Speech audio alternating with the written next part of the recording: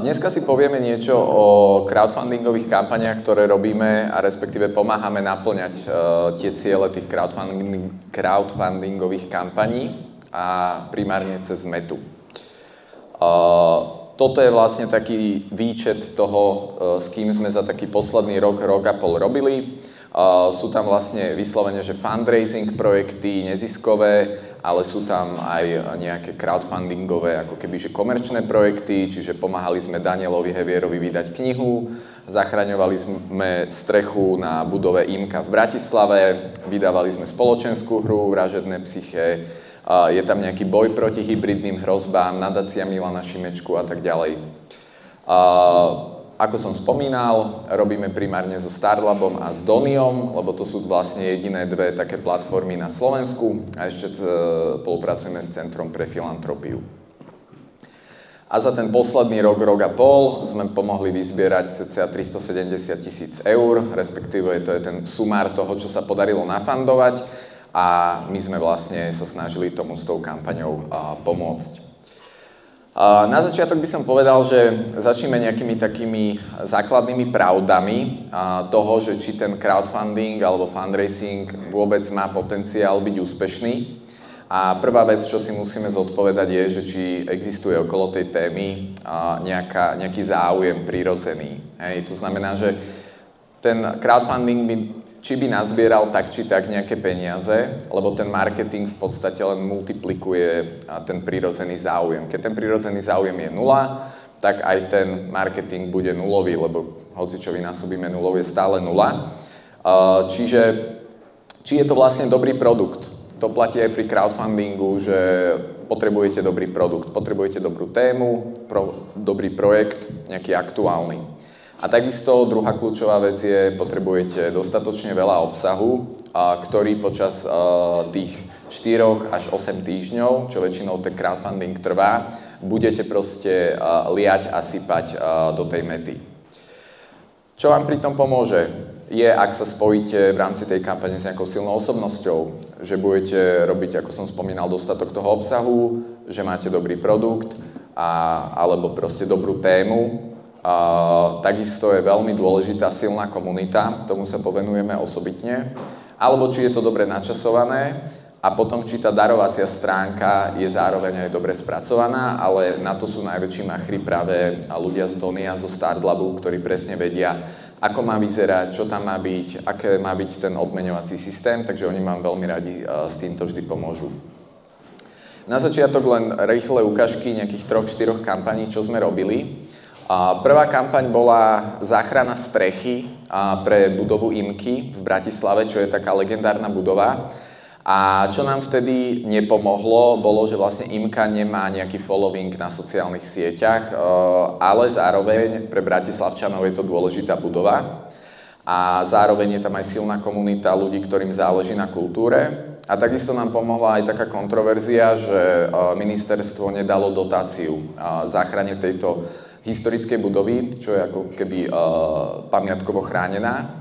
A bola to ako keby téma aj v novinách, v správach, takže toto je také pravidlo crowdfundingu, že čím horšie, tým lepšie, pretože nám to spravilo nejaké earned media.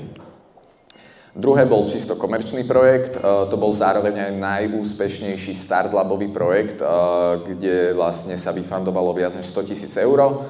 Je to podcast, taký true crime podcast Vražedné psyché a pred Vianocami prišli so spoločenskou hrou na tému ako keby true crime a nám zase pomohlo to, že je to známy brand, je to známa značka, využili sme influencerov a zároveň dobrý timing, bolo to pred Vianocami.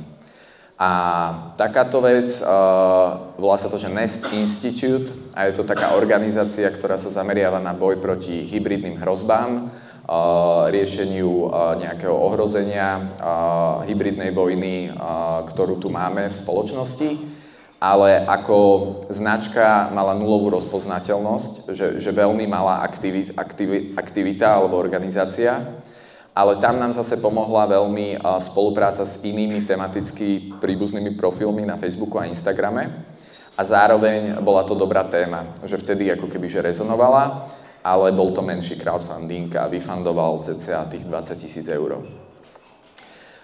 Čo nám práve pri tomto poslednom príklade najviac pomohlo, je tá komunita.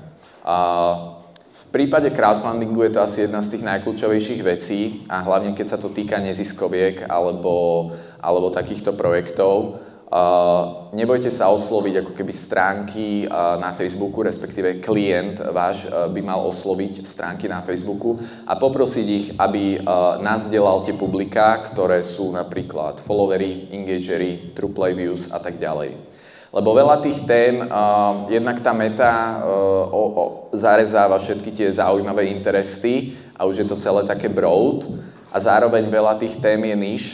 A na Facebooku ja nezacielim nejaké, že občianska spoločnosť, hybridné hrozby, alebo proste demokracia a podobne. Čiže je veľmi kľúčové sa spojiť s podobne zmýšľajúcimi ľuďmi a tých vieme zacieliť práve cez tieto profily. Keďže je to neziskovka, oni sa navzájom poznajú a vedia si ako keby že dosť pomôcť. Čiže neberie sa to nutne ako že konkurencia, ale skôr tak, že keď dobrí ľudia sa spoja, tak vlastne sa podaria pekné veci. Vy tak vlastne oslovíte 5 profilov, získate XY publik a máte zrazu extrémne afinitných používateľov voči tej téme a tí veľmi dobre pozitívne reagujú vlastne na tú fundraisingovú výzvu. Čiže hociaký profil, čo má 1000, 2000 a viac followerov, je pre vás potenciálne zaujímavý, ak je v nej podobná bublina, než voči tej téme, ktorú sa snažíte v tom crowdfundingu osloviť. Jeden spolupracujúci partner, jedna stránka, ak má aj Instagram, aj Facebook, tak si z toho vyrobíte followerov na Instagrame, followerov na Facebooku, engagement publika, true play views, prípadne ak chcete, viete tam aj z eventov proste vyrobiť publika, keď organizovali nejaké podujatia. Čiže vlastne jedna oslovená stránka znamená, že 6 rôznych publik napríklad. A z nich si zase viete robiť lookalike. Čiže napríklad v prípade jednej výzvy sme spolupracovali s 13 profilmi a keď sme si to ešte ako keby znásobili, tak to bolo, že XY rôznych adsetov, ktoré sme vedeli testovať a vytvoriť. Tu je napríklad príklad, keď sa napríklad tá výzva týka kultúry, tak viem osloviť kultúrne centrá, galérie, klubové kiná, malé knihkupectvá, nezávislé kiná, filmové festivály, aj nejaké meme stránky, prípadne nejaké spriaznené nadácie. A s tým vám vlastne pomôže ten klient, lebo oni sa dosť dobre poznajú a vedia si takýmto spôsobom pomôcť. Čo sa týka nastavenia kampaní, tak vždy robíme konverzné kampane na finálnu konverziu donation. Startlab aj Donio majú natívne, že viete si tam hodiť proste IDčko pixelu a automaticky sa vám tam posiela aj value, aj všetko. To znamená, že aj v prípade crowdfundingu je váš najlepší kamarát ten ROAS, pretože ten vám vlastne robí to palivo aj pre toho klienta, ktorý na začiatku možno nemá peniaze alebo nemá až takú veľkú mediálnu investíciu, ale tá kampaň si na seba zarába v podstate v priebehu času. Preto je dôležité s tým klientom aj o tom komunikovať a dať mu trošku takého podnikateľského ducha, že my tie peniaze vlastne investujeme a že bola by blbosť, keď vieme, že 1 euro nám vyrobí 5 alebo 10 ďalších eur, tak proste škrtiť ten rozpočet a oveľa lepšie je proste, že multiplikovať to, čo vlastne vyfundujeme. Čiže kampaň si na sebe zarobí sama a priebežne vieme aj zvyšovať ten mediálny budget vďaka tomu. Čo sa týka kampane, väčšinou 1 až 2 kampane maximálne a adsety prispôsobujeme typu cielenia. To sa nám osvedčilo ako najlepšie, to znamená, že máme adset len s tými publikami custom audiences s followermi, druhý adset engagement, true play, lookalikes a tak ďalej. Začíname väčšinou tým najafinitnejším publikom a to sú práve tí followery, kedy je tam vlastne najväčší ako keby vzťah k tej téme a tí majú väčšinou aj najlepší ROAS a najlepší výtlak, ale oni akože postupne akože to slabne, vtedy vieme zaradiť napríklad engagement publika, trošku to nabustovať ten algoritmus, keď sa vyčerpajú, dajme tomu, vieme tam dať tie true play publika, na konci lookalikey. Sledujeme si frekvenciu a ak sa nám dvíha a klesá aj ROAS, čo nie vždy musí byť nutné, pri jednom crowdfundingu sme mali frekvenciu 10 a stále to generovalo, že veľmi dobrý ROAS, To znamená, že tí ľudia, ktorí neboli na začiatku presvedčení, potrebovali veľmi veľakrát im povedať, aby tú tému vlastne podporili. Ale vieme vylúčovať navzájom tie publiká, čiže vylúčime si napríklad z engagementu followerov a zrazu nám tá frekvencia klesne a začne oslovať nových používateľov. A tá druhá kampaň môže byť pre istotu taká ako keby istota, nejaká Advantage Plus broadová kampaň, ktorá väčšinou nedosiahne úplne taký výsledok ako napríklad tí followery, ale má že stabilný výkon potom, hej, naprieč celou dĺžkou tej kampane. Publika vieme rozdeliť aj podľa typu, to znamená, že si povieme OK, tak teraz zo všetkých spolupracujúcich stránok si vytvoríme len followerov, alebo naopak identitu tej stránky zoberieme jednu konkrétnu a hodíme si tam aj followerov, engagerov, true play views, všetko a zistíme ako keby, že ktorá funguje lepšie. V rámci optimalizácie kampane majú väčšinou krátke trvanie, je to 4 až 8 týždňov max, čiže nemôžeme si úplne dovoliť nejaké teraz veľmi medzimesačné porovnávania, alebo že pomalý rozbeh, alebo klientovi, že OK, že prvé 3 mesiace musíme zistiť, čo funguje, čo nefunguje, že tam je to také, že čip-čap, treba rýchle rozhodnutia robiť. Čiže osvedčilo sa nám denne sledovať ten výkon, vyhodnocovať si nejaké 3, 5, 7 dní. Niekedy tie konverzie ako keby že dobiehajú skrz to okno, čiže niekedy sa ten deň zdá zlý, ale ono sa to nejakým spôsobom dopočíta. Prípadne si každý deň spraviť z mety export do tabulky a dávať to do nejakého tie anonymizované dáta dávať do nejakého ChatGPT alebo niečoho a nech on tam po tých dňoch mi hľadá proste kreatívy, ktoré majú najlepšiu v rámci všetkých tých adsetov, ktoré majú napríklad, že najlepšiu, že ROAS neklesá alebo naopak stúpa, že ktoré vyzerajú ako keby tak slúbne. Čo sa týka nejakých benchmarkov, neziskové projekty majú cca 400 až 500% ROAS, výnimočne sme mali jednu kampaň s 1200% ROASom, komerčné projekty cca okolo 1000. A v zásade úlohou tej kampane je nie len priniesť tú priamu návratnosť, ale ako keby udržovať tú tému živú počas tých 8 týždňov. Čiže my aj chceme, aby proste tí ľudia naražali na to, na tej mete, ale zase od klienta chceme, aby tiež robil nejaké aktivity. A potom, či už príde vlastne tá konverzia z plateného alebo neplateného, je nám v zásade jedno, ale ako keby, že koreluje to. Že keď sa darí kampani, rastie ako keby aj ten organik. Takže vlastne úloha tej kampane je aj priama návratnosť, aj udržovanie tej témy ako keby živej počas tých 8 týždňov napríklad. Kreatíva, to je asi taká po tých publikách, ako keby, že druhá najdôležitejšia premena. A čo sa nám opäť osvedčilo je, že autenticita a kvantita je viac ako kvalita. To znamená, že mali sme nejaké pokusy, že spravíme tomu key vizuál, nejaký pekný, naleštený, proste od našich kreatívcov spracovaný, ale väčšinou fungovali veľmi krátko a to publikum lepšie reagovalo na autenticitu, hlavne pri tých neziskovkách. Čiže oni nechcú vidieť reklamu, oni chcú vidieť ten príbeh, že sa im prihovára obyčajný človek alebo obyčajná organizácia a rieši nejaký problém. Čiže s tým klientom máme dohodnuté, že proste potrebujeme 2-3 nové reklamy týždenne a väčšinou chceme, aby ten obsah pripravoval klient, lebo on ako keby je ten autentický, že on vie najlepšie, ako sú jeho fanúšikovia zvyknutí, že komunikuje, alebo on má ten najlepší vhľad do toho celého.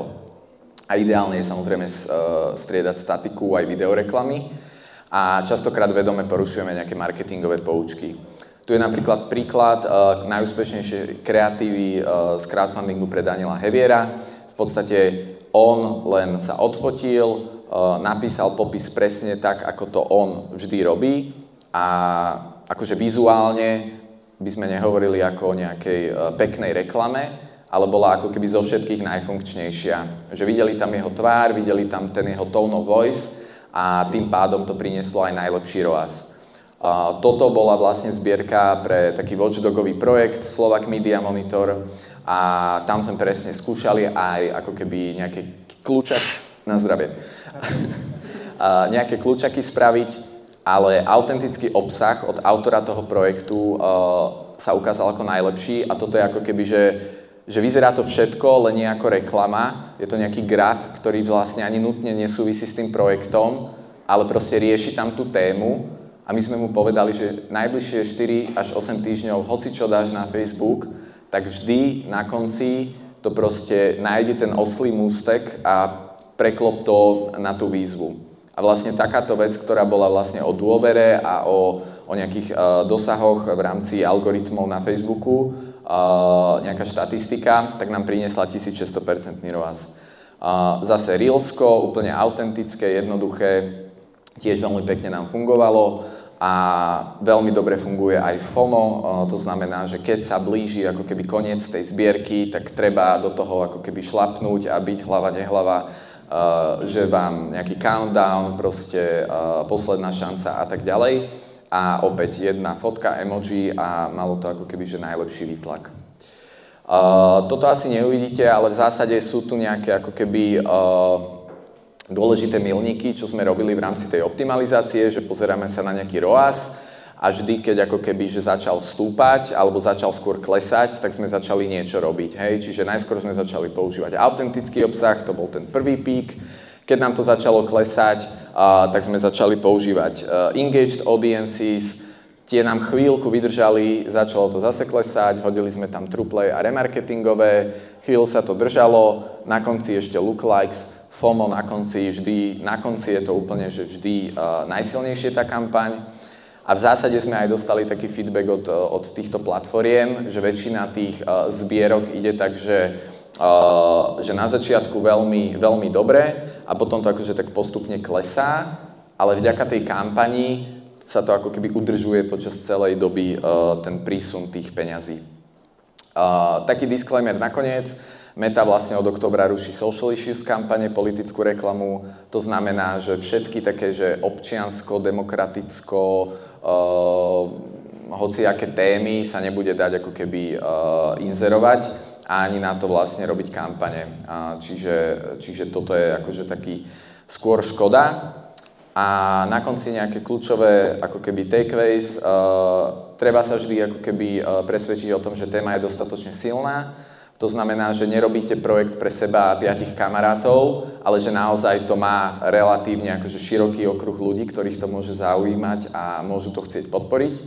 Či sa viete spojiť s inými Facebook alebo Instagramovými profilmi. Veľakrát oni netušia ani, že o čo ide, musíte im to ako keby vysvetliť, musíte ich uistiť, že v ich mene nebudete nič publikovať, že ich Facebook feed sa nevyplní vašimi reklamami. Väčšinou oni ani nemajú reklamný účet, čiže je dobré sa napríklad cez váš business manager dohodnúť a priamo sa napojiť počas trvania kampane, že vám poskytnú prístup, ten ads základný a vy si tie publika vytvoríte.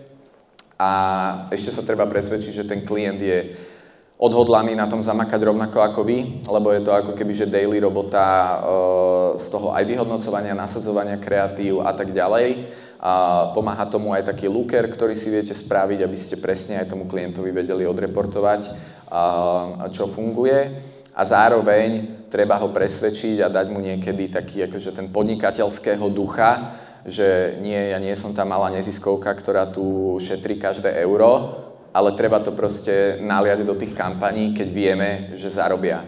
Čiže toto je ďalšia taká vec. Dobre, to je všetko, ďakujem za pozornosť.